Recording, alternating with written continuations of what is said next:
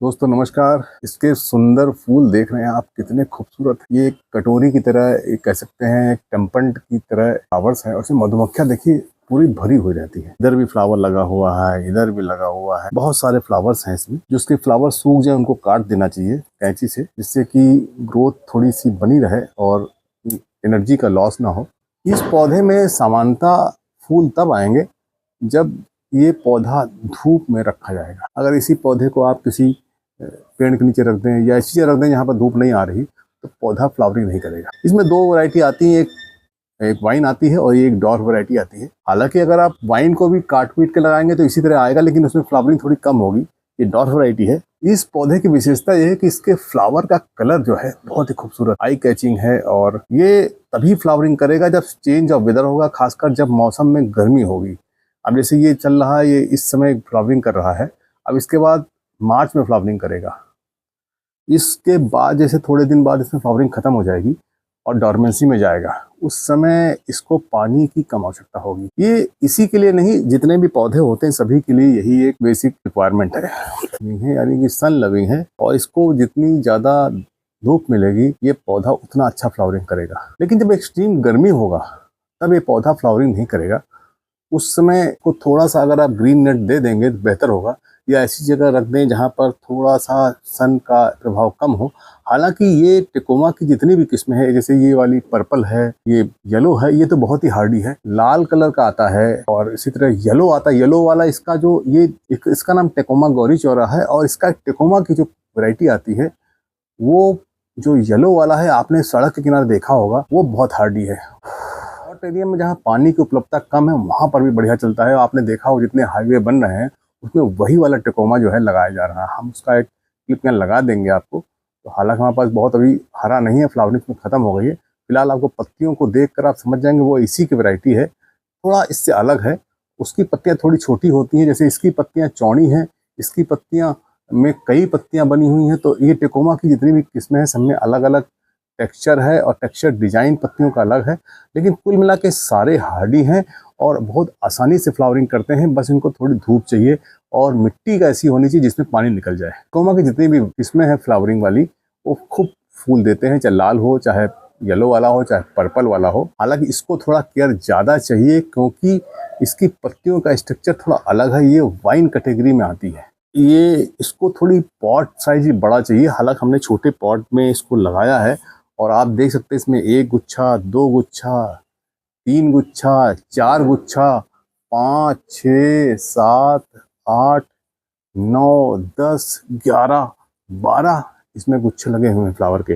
तो कुल मिला के बहुत ही खूबसूरत, बहुत भरा हुआ पौधा है। इसके लिए कोई जादू नहीं है, इसमें वही वर्मी कंपोस्ट डाली है थोड़ी थोड़ी। अब इसको जैसे इस समय है थोड़ी सी वर्मी कंपोस्ट कम दें, क्योंकि अगर हम इसको ज़्यादा वर्मी कंपोस्ट दे देंगे तो ये फ्लावरिंग मोड में से हट कर ग्रोथ मोड में चला जाएगा।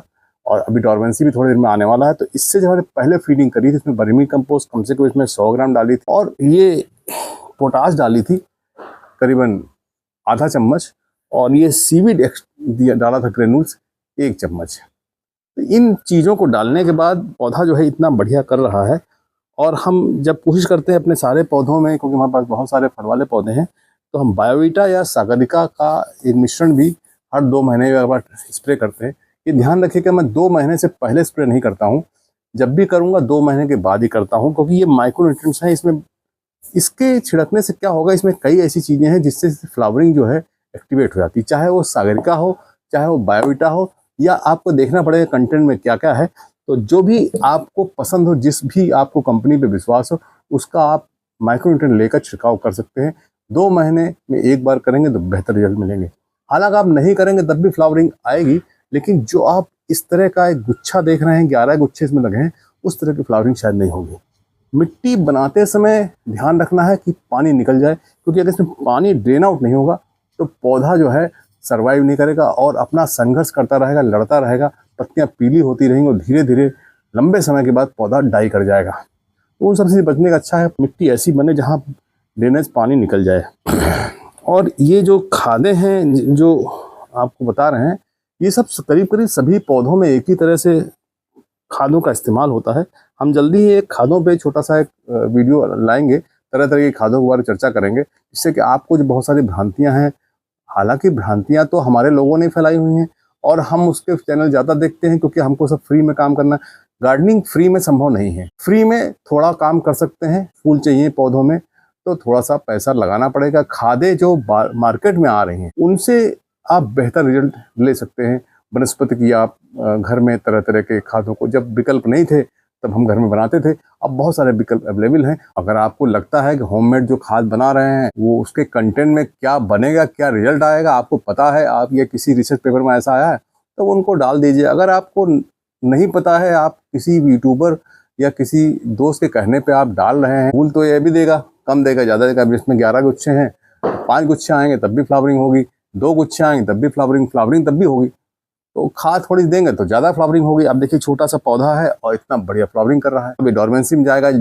एक चीज और भी है, खाद डालने से ही फूल नहीं आएंगे, फूल समय पर आएंगे। समय से पहले खाद डालना पड़े, कम से कम 1 महीने पहले। इस समय अगर हम ज्यादा खाद डाल देंगे तो इसमें ग्रोथ मोड में चला जाएगा तो फ्लावरिंग कम हो जाएगा। ये थोड़ा टाइमिंग देखना पड़ेगा। कोई भी पौधा अपने समय अपने मौसम के हिसाब से फ्लावरिंग करता है। जबरदस्ती फ्लावरिंग करना या कराना, क्योंकि आजकल बहुत सारे ऐसे हार्मोन्स आ गए जिनको आप डालिए फ्लावरिंग आ जाती है, लेकिन वो फिर पौधे का एक समझ लीजिए कि एक अननेचुरल बिहेवियर होगा और पौधा किसी रोग से ग्रसित हो सकता है। तो इस प्रकार से आप चाहें तो ये टेकोमा की इस वैरायटी को लगा सकते हैं, बहुत बढ़िया है। आप जहाँ पर भी ज़मीन पर भी लगा सकते हैं, वहाँ पर वाइन की तरफ चलेगी, बढ़िया है और बहुत ही खूबसूरत पौधा है। इसको आप ज़रूर अपने गार्डन में लगाइए और खासकर फूलों का कलर आप देखिए ना कितना खूबसूरत है, बहुत ज़बरदस्त। ये देखिए, वाह, इनका फूल ही अलग है। इसी प्रकार के इन्फॉर्मेटिव वीडियो देखते रहें, लाइक करते रहें, शेयर करते रहें। आपका अपना चैनल राम की बगिया। नमस्कार, धन्यवाद।